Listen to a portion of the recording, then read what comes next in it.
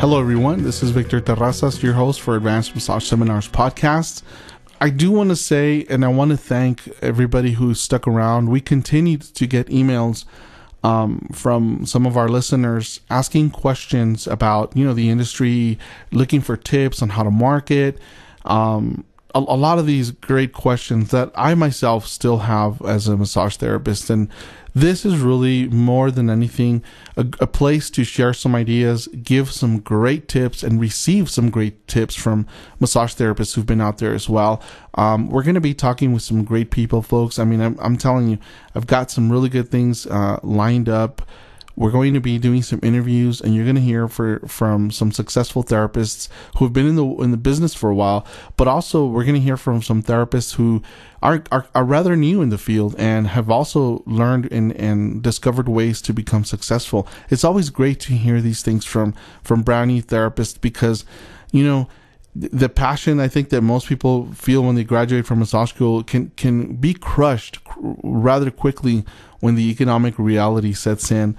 But again, we're here to help with that. We're here to provide some ideas and some direction for those that may be struggling and for those that just want to continue to grow their practice. So welcome, everybody. We're very, very excited.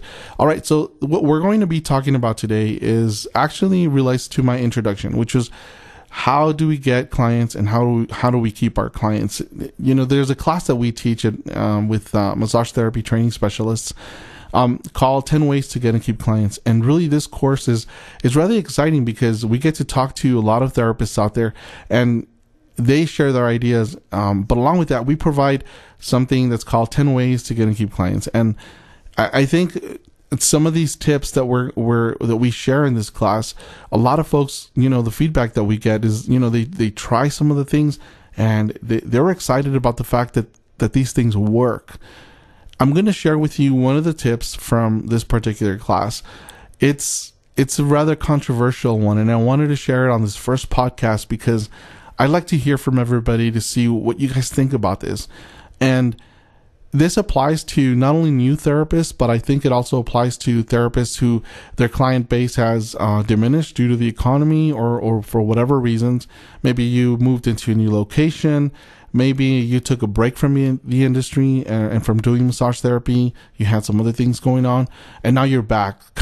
So I want to provide this for you guys and see what you guys think. Okay, first, so when you're struggling and you're waiting for that, you're waiting for that phone call, you've done a little bit of marketing, passed out some business cards, told everybody what you do. But again, remember, when you tell people what it is that you do, I don't recommend that you tell them that you're a massage therapist because you've got to say it in a way that really makes you stand out, in a way that people are going to remember. So, for example, when people ask me, what is it that I do? I very rarely say that I'm a massage therapist. What I do say is that I specialize in chronic low back pain.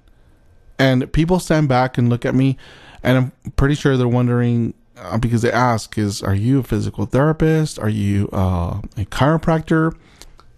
And so right away, I hand those clients some cards. You should always have your cards. So once you do that, your card should also say chronic low back pain specialist. And that should be the headline. It's not your name, but we're going to get into that in a whole other podcast. But here's the thing. Whether you use this type of marketing approach or not, when you get that phone call from Mr. Jones calls and he says, Victor, I got your card from my daughter. She met you at the event last weekend. And, she said you specialized in chronic low back pain. I really need some help and I need to see you. Can I see you today at 4:00? Or when's your next earliest opening?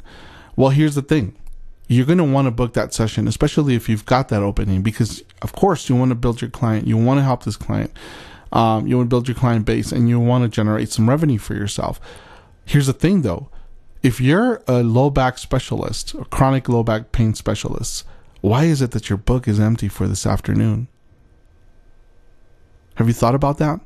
Why is it that your book is empty for this afternoon? You've got to establish a couple of things when Mr. Jones calls. And when he requests that 4:00 appointment, what you got to say to him is, I'm sorry, Mr. Jones, my appointment book is full for today, but let me see what my next opening is. And you look and you look and you pause and you look and you say, Mr. Jones, the next earliest appointment is in 2 weeks on Monday at 4 o'clock. I'm going to go ahead and pencil you in. You don't ask is that okay with you? What you say is directly, Mr. Jones, I'm going to go ahead and pencil you in for 4 o'clock on Monday in a couple of weeks. Mr. Jones is going to say, Victor, really, I cannot wait that long. Is there a therapist that you can recommend? And if you want to go ahead and do that at that moment, you can definitely do that. And referring is always great. But here's the thing. You can say, Mr. Jones, I don't know any therapists that specialize in chronic low back pain that use the same approach that I do. But again, I'm going to go ahead and pencil you in. If you can't find a therapist, at least we know for sure you can come in a couple of weeks, because I've already got your appointment locked in for Monday, 2 weeks from now at 4 o'clock. So see, we did a couple of things there. We established the fact that we're so good as a massage therapist that this client, you can't see them till a couple of weeks.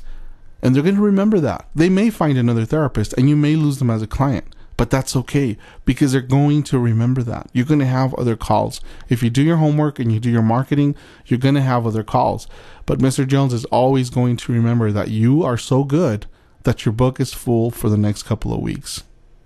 But what you really have to do an hour after you talk to Mr. Jones is call Mr. Jones back and let them know that all of a sudden you had a 4 o'clock cancellation. So Mr. Jones has either already found another therapist or maybe not. But the point is that Mr. Jones is going to realize more than one thing. It's really, really important. He's going to realize that you're a very good therapist, that you're so good that you're busy for the next couple of weeks. Number two, Mr. Jones is going to realize that out of all of the clients that you have that probably are knocking on your door to get in to see you, that the first person you thought of was Mr. Jones at this 4 o'clock cancellation. Again, he may have already found another therapist, but that's okay. That's not the point. You've established some really, really great client marketing approaches, and you've done some really good things to help that client remember who you are. So let us know what you think about this tip. I know that it's a little tricky and not everybody feels comfortable with this type of marketing. And really, some people have even said to me, hey, Victor, that's kind of shady. And I hear where you're coming from. But the other thing is, once you establish your client base and you really are full for 2 weeks, you're just going to be rolling and it's going to be smooth sailing. Think about it. Marketing is a whole science. And I know that we get into massage therapy to give and to help and all of these things. But, community starts at home. And if you can't pay your bills, then it's going to be difficult for you to continue to help other people. So really think of it as a marketing approach that many, many, many companies use. And I'll give you the perfect example. When you go to get a cell phone, for example, and you see a really good deal, but you're not quite sure if you're ready to get it yet, and you ask the salesperson, how long is this special going to be going on? They never give you a date. What they tell you is, we get that from corporate, and so this special could end at the end of the day. We're really not sure. They'll just let us know and we take down the signs. What that's called is it's called call to action, and it's really just a strategy to get you to buy that product right then and there.